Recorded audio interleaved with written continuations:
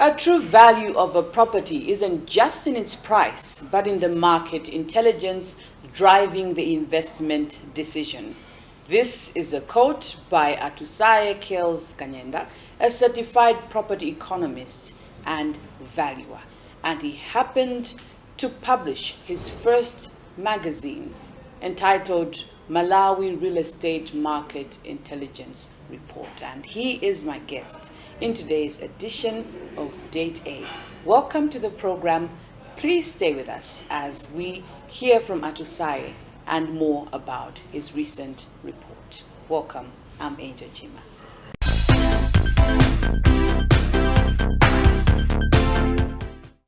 Welcome, Atusaye, to Date A. Thank you so much, Angel.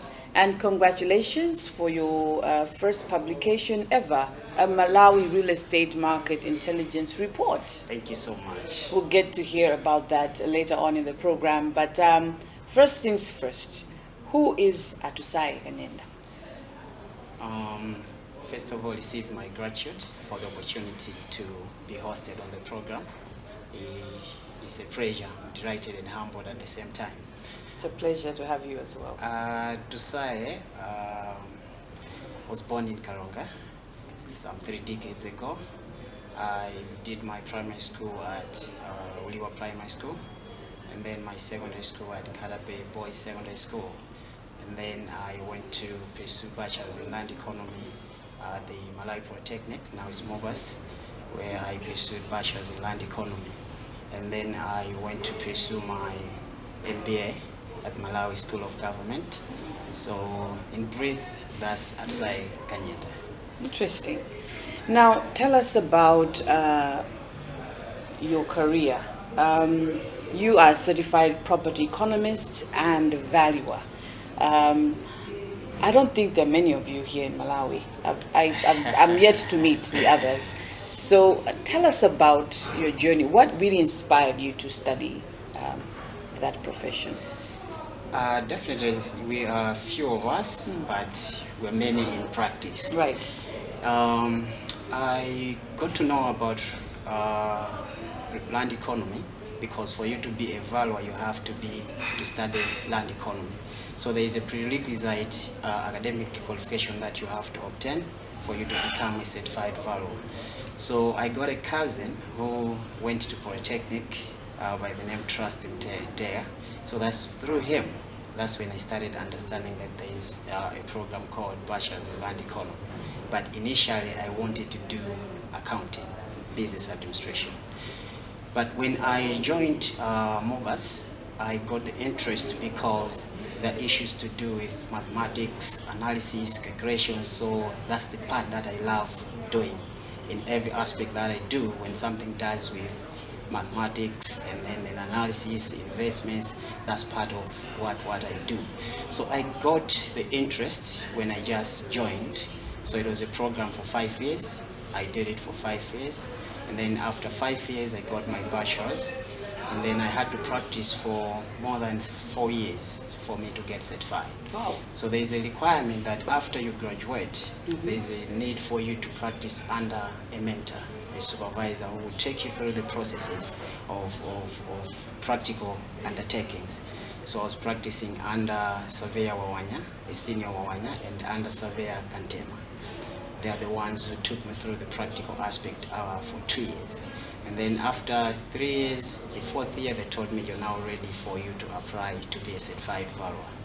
So after 4 years, I applied, and then fortunately, I passed the exams and became a certified property economist. And actually, it's not just a certified property economist or valuer. Once you pass the exams, you become a certified auctioneer. Oh, wow. You become a certified estate agent. Oh, wow. You become a certified property economist and a certified property valuer. So I'm a general practitioner in all those 4 aspects. But the one that I practice currently most is the property economist and valuer. So in brief, that's the brief background of my career. Well done for that. Thank you so much. What really is involved in your profession? We're in the practice of, for the aspect of property valuations. Mm-hmm. You know, sometimes we've got people that they're doing businesses, so they would like to to enhance their capital in the business. So they've got properties that they would want to get collateral from the bank. So the bank would want to understand what's the value of the properties that the investor is giving as collateral. So we come in as with the advisory aspect for the bank to guide the bank or the financial institutions in terms of the values of the prospective clients that they have. If you want to obtain a loan of 100 million and we value your property at 150 million, the bank have to analyze the risk that is involved. So that's one of the aspects that we offer in terms of advisory. There's also an aspect of maybe you want to sell your property, but you don't know the value of that property according to how the market is performing. We come in again to assist you. The issues of property management. You've got your investment portfolio. You've built about maybe 4 or 5 properties, but you want to move outside of the country. You don't know how you can manage the properties. We are the people that will come in as your managers to manage the properties on your behalf. Not only that, you know, the issues of you would want to invest, but you're not sure what type of investment can you put up on a certain land. You might consider that you want to invest in residential properties, but you find that the actual good property that you can put out at that land is commercial. So we come in with issues of feasibility studies to help you with feasibility studies to analyze the market so that we provide you with information about the market and which investment you can undertake. So those are aspects, some of the aspects that we provide in our profession. Oh, wow. What is the most exciting thing about your profession, and what is the most difficult thing about your profession? You remember I told you I'm a person who is into too much analysis and calculations. Now, to me, the exciting part is when you engage clients and you're advising them in terms of their portfolios.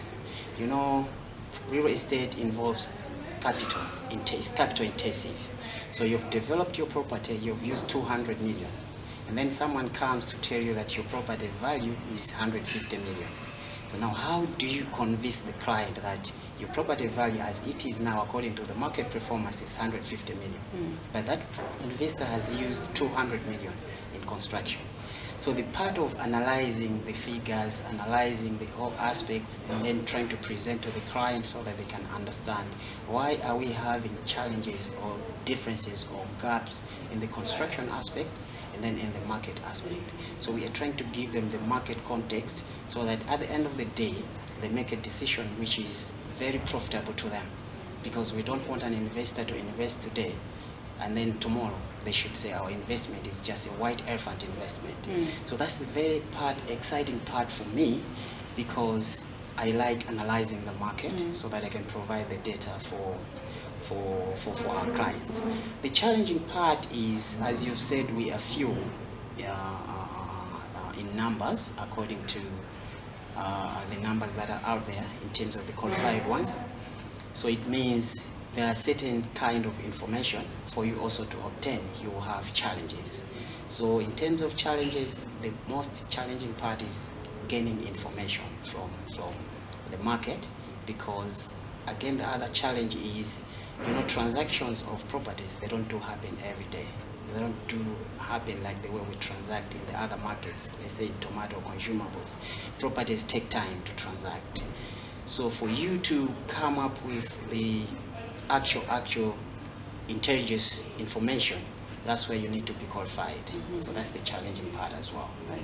Thank you. Right. And the exciting part? The interesting part is we meet different stakeholders. So the stakeholders are in different groups. There are those who come with land dispute issues, so you have to assist them on the land issues, land affairs. So when you hear the stories, you'll be like, okay, these are kind of things that are happening out there, and then you come in as an expert to assist. That's the part that I find it more exciting. But again, when I see a client being satisfied for the work that we've done for them, for the work that we've provided for them, that's part of the exciting moment for me through the career aspect. Wow. And how can you rate matters of real estate in the country at the moment?